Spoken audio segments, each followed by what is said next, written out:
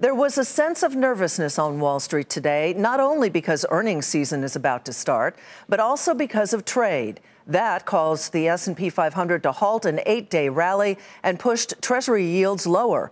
The Dow Jones Industrial Average fell 190 points to 26,150. The Nasdaq dropped 44, and the S&P 500 gave back 17. And today's trade issue wasn't about China. Instead, it was about the European Union. Kayla Tausche has the details.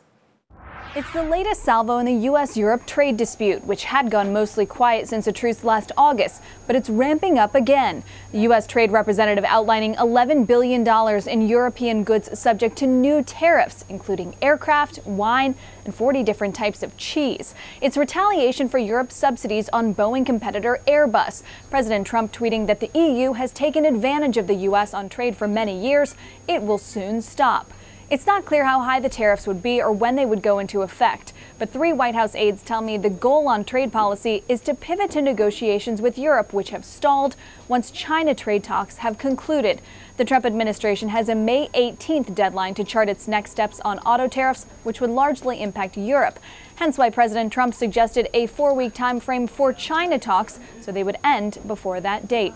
China said it's not committed to that timeline, and Brussels called the new tariff threat exaggerated, but President Trump has shown he's not one to back down. For Nightly Business Report, I'm Kayla Tausche in Washington.